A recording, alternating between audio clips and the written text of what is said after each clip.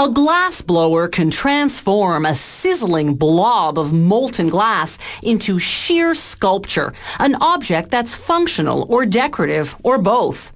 Blown glass can be on the cutting edge of modern design, quite a feat for an art that's more than 2,000 years old.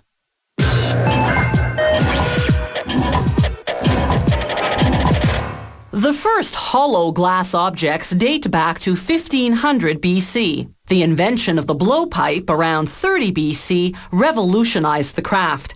Until then, objects were either carved from solid glass blocks or molded from molten glass. The blowpipe enabled glassmakers to expand and shape glass, and it made fast, inexpensive production possible. This meant that everyday items, not just luxuries, could now be made of glass, accessible not just to the rich, but to ordinary people too.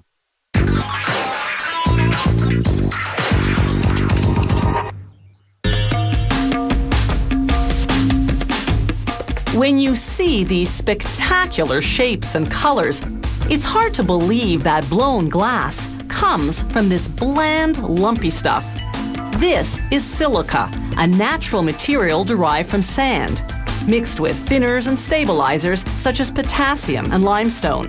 The glass blower recycles any leftover colorless glass, then loads the mix into the melting furnace.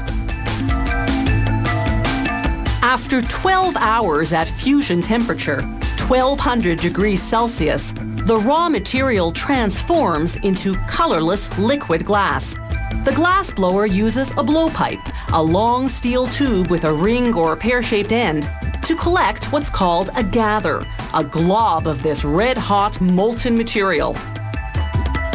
To color the gather, she quickly rolls it in finely ground colored glass. At this stage, the glass is honey-like in consistency, though it's cooling and thickening by the second. She fuses the color layer by reheating the glass for a few seconds in a smaller furnace called a glory hole. Next, she rolls the glass against a ladle-shaped block to form a starting shape for blowing. A gentle blow or two bulges it into a hollow bubble. By now, the cooling glass has thickened to the consistency of caramel, making it more controllable and shapeable. The glass blower stretches and shapes the glass with different blocks and hand tools. The glass is like hardened caramel now and holds its final shape. She scores the glass where it meets the blowpipe, then cools it further with compressed air. On the opposite end of the glass, with a bit of hot glass, she attaches a solid metal maneuvering rod called a pontil. Then she applies a single drop of cold water on the score line to crack and break the glass off the blowpipe. Using another pontil, she plugs the resulting hole with hot glass. Then it's back to the melting furnace to attach a gather. It's critical to always rotate the glass so that it doesn't droop and become lopsided. The glass blower shapes this gather not with a block, but by hand. She protects herself from the intense heat by using a thick stack of soggy newspapers. Using an ordinary pair of scissors, she forms ridges.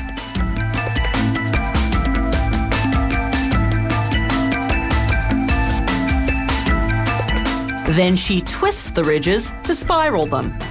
She cools and hardens the finished design using compressed air. Then it's a quick blast in the glory hole to equalize the temperature throughout the piece. This blown glass lemon reamer has taken all of 8 minutes to make. Now it goes into an electric kiln for a slow 12-hour cool down to prevent cracking. Meanwhile, the glass blower starts a new piece, a large vase. More blowing, more shaping. Then, while her co-worker blows air to further expand the glass and thin it out, she cools the vase's bottom with wet newspapers. This holds its shape while she scores the cutoff point at the top. After reheating the glass to re-soften it, they stretch it, lengthening the vase. Once they finalize the shape, they use a wooden paddle to flatten the base. Now for some eye-catching decoration. Vivid colored glass coiled like taffy over the entire vase. Certain designs require cutting off a portion of the finished piece. That leaves a rough, opaque edge they must extensively grind and polish. A lemon reamer, a vase, even a mortar and pestle. A glass blower's work is clearly remarkable.